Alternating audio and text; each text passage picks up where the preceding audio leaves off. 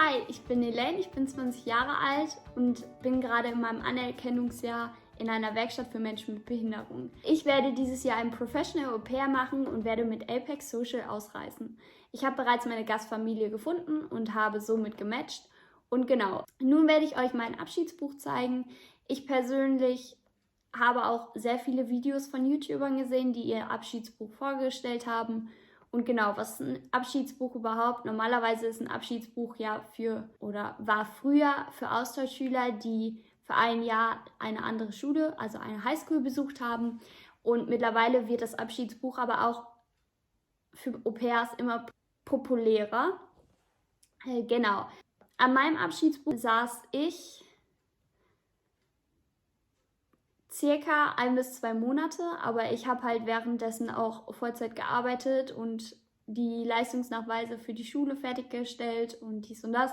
Und ich hatte das Glück, dass meine beste Freundin mir dabei geholfen hat, weil sie halt auch sehr kreativ ist und sehr viel Spaß an Do-it-yourself-Dinge hat. Das ist mein Abschiedsbuch. Ich habe mich für DIN A5 entschieden, weil ich es einfach handlicher finde, wenn ich irgendwo sitze, zum Beispiel im Flugzeug oder im Bus, im Auto oder whatever.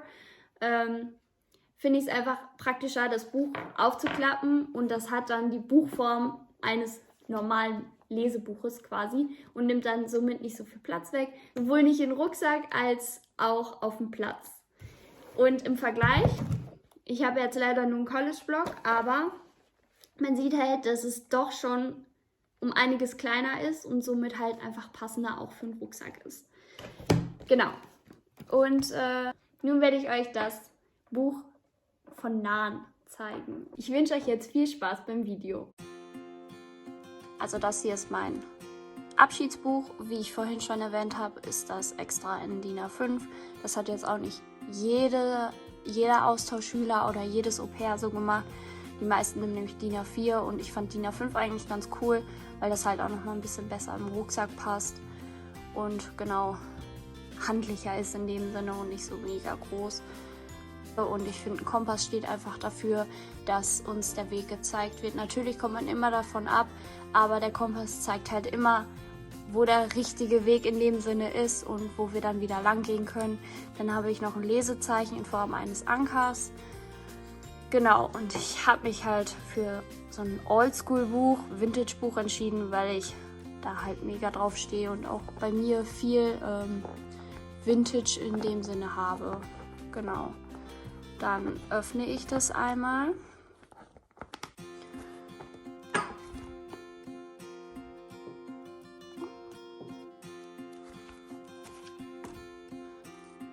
So, also das hier ist meine erste Seite. Da habe ich extra Abschiedsbuch hingeschrieben, damit die Leute nochmal wissen, okay, es ist ein Abschiedsbuch, mein Name und ein Bild von der Geburt und wie ich halt älter geworden bin bis jetzt.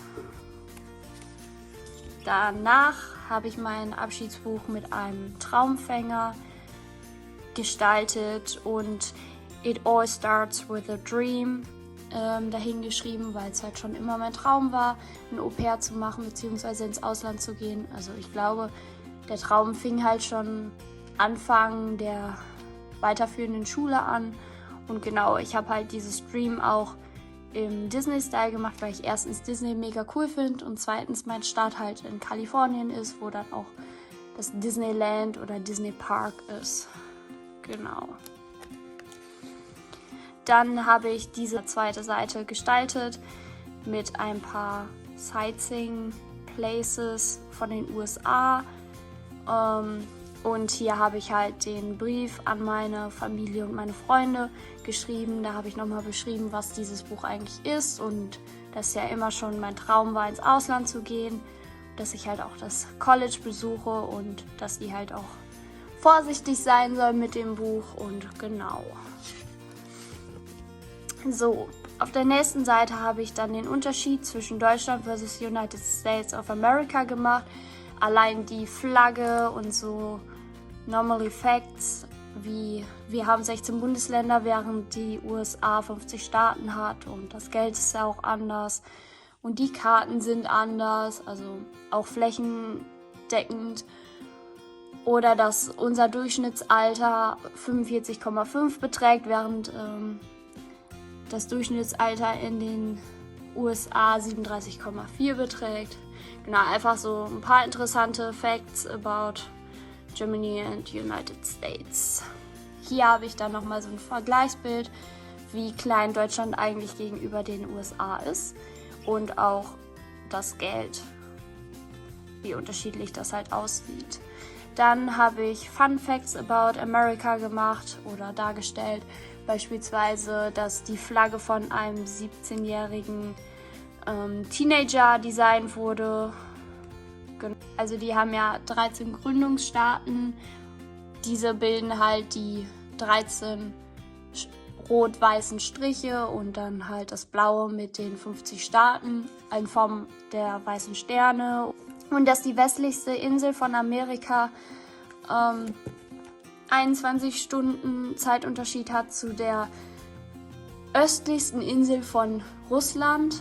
Da kann ich euch hier nochmal ein Bild einblenden. Also das ist die russische Insel, das ist die amerikanische Insel und die haben quasi eine Zeitzone von 21 Stunden. Dann habe ich hier halt noch so ein paar Facts ausgeschnitten, wie das ist, in der Schlange zu stehen, wie das mit alkoholischen Getränken aussieht, welches Schuhwerk am besten ist.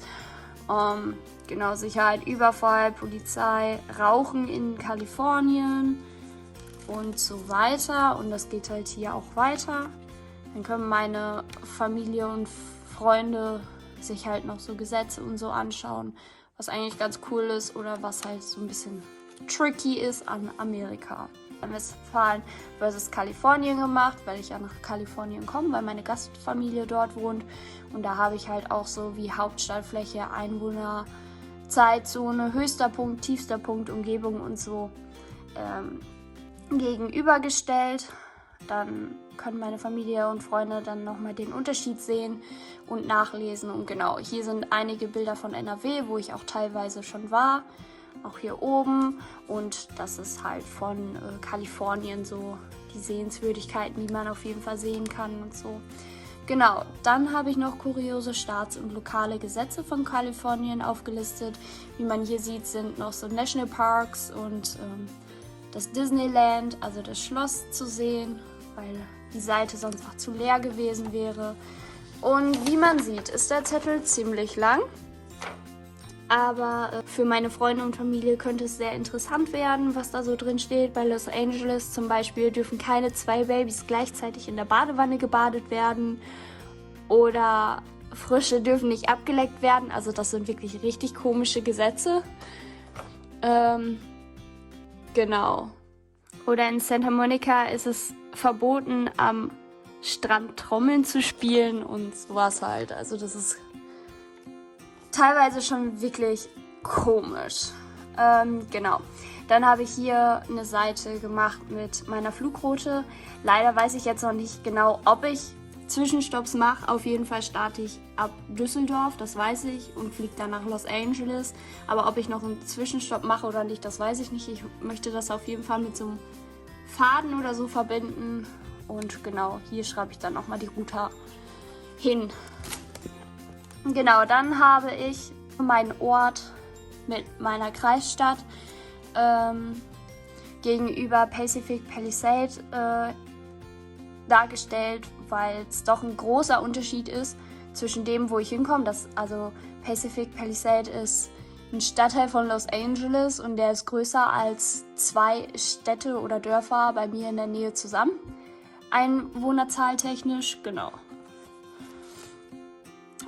Dann habe ich hier auch meine ersten Seiten mit eigenen Bildern, so Memories und so hingepackt mit meinem alten Hund, der leider schon verstorben ist, oder mit meinem neuen Hund. Und dann habe ich da hingeschrieben: Life is not measured by the number of breaths you take, but by the moments that take your breath away. Ja, das bedeutet ja so viel wie: Das Leben wird nicht an der Anzahl der Atemzüge gemessen, sondern an den Momenten, die einem den Atem rauben. Und genau, den Spruch fand ich halt einfach mega passend. Genau, und dann habe ich hier auch noch mal Bilder. Und hier habe ich auch noch mal hingeschrieben: family is not always blood. It's the people in your life who wants you in theirs, the ones who accept you for who you are, the ones who would do anything to see you smile, the ones who love you no matter what. Und das heißt ja einfach, es sind die Menschen in ihrem Leben, meinem Leben, die sie in ihrem haben wollen und diejenigen, die sie so akzeptieren, wie sie sind, diejenigen, die alles tun würden, um sie lächeln zu sehen und diejenigen, die dich lieben, egal was passiert. Das fand ich halt auch einfach nochmal mega schön darzustellen, dass Familie halt nicht immer nur die Familie ist, wo man hineingeboren wurde, sondern die man halt auch kennengelernt hat im Laufe der Zeit. Genau, dann habe ich hier die Regeln von dem Abschiedsbuch aufgelistet und was nicht vergessen werden sollte. Also zu den Regeln gibt es zum einen, bitte geht vorsichtig und sorgfältig mit dem Buch um, denn es steckt sehr viel Arbeit und Zeit darin. Füllt nur die Seiten aus, auf denen steht, was zu tun ist und lasst genug Platz für die Ideen der anderen.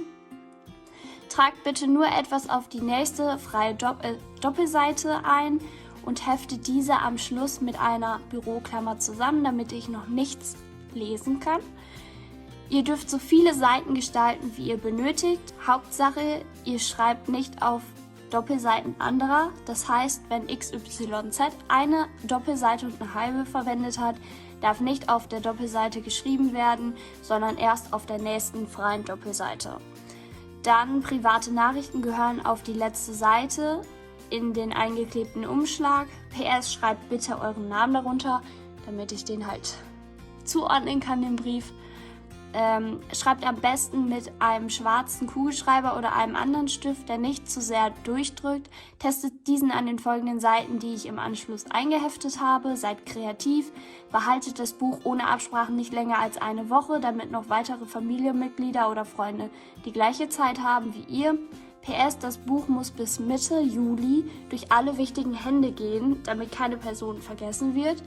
Ich freue mich auf gemeinsame Bilder, die ihr einkleben könnt, damit ich noch mehr Erinnerungen von euch habe, weil ich halt auch nicht alle Bilder jetzt auf den Bilderseiten eingeklebt habe, weil es einfach viel zu viele Bilder gewesen wären, die ich noch habe. Also ich habe schon gut aussortiert.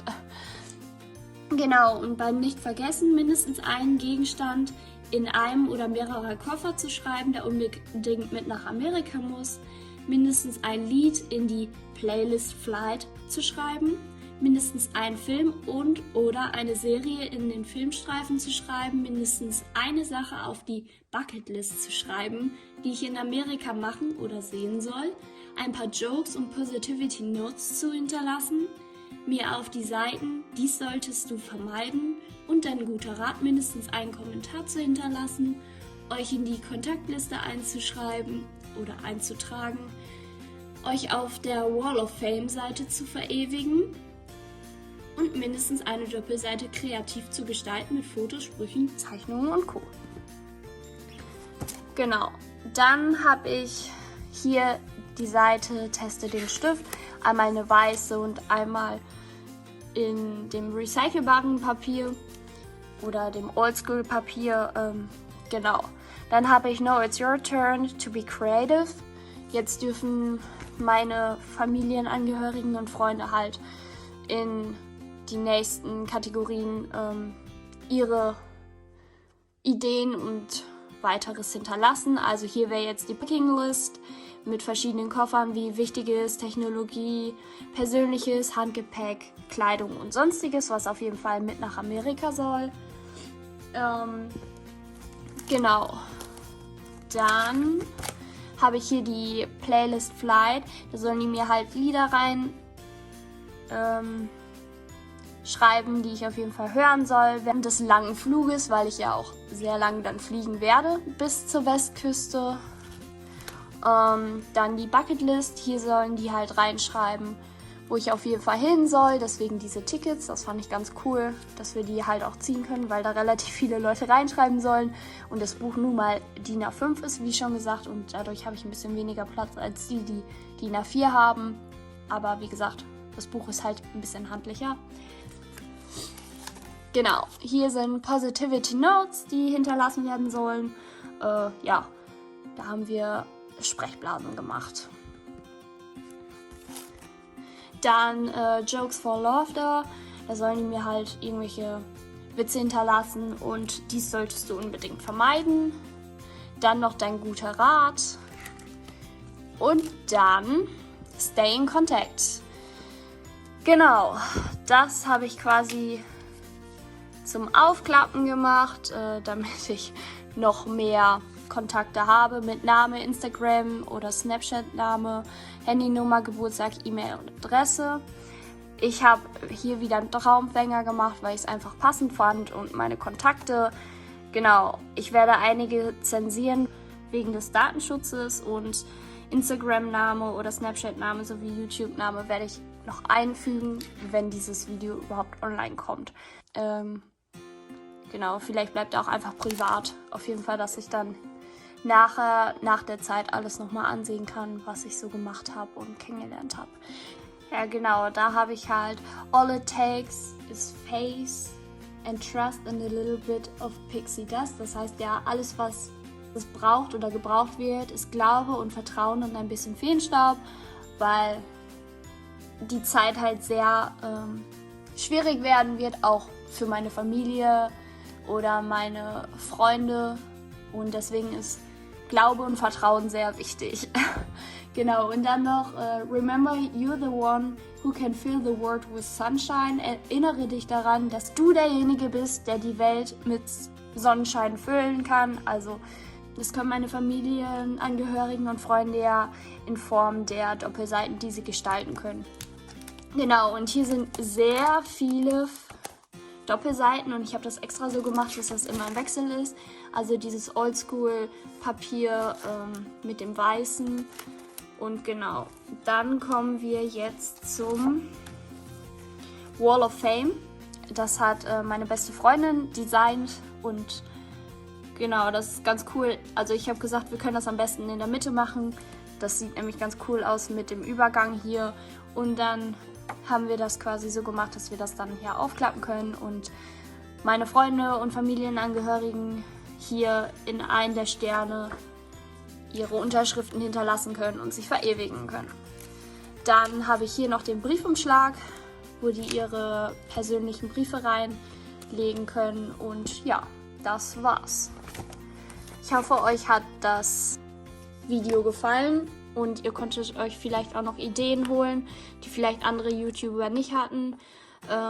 Ja, genau. Also ich habe mir auch viele YouTube-Videos dazu angeguckt, weil ich ganz gespannt war, wie man sein Abschiedsbuch quasi gestalten kann. Und einige Ideen habe ich halt selber übernommen oder abgewandelt und einige haben wir dann halt kreativ auch nochmal ganz anders bearbeitet. Ich hoffe, euch hat das Video gefallen und ich konnte euch vielleicht noch inspirieren.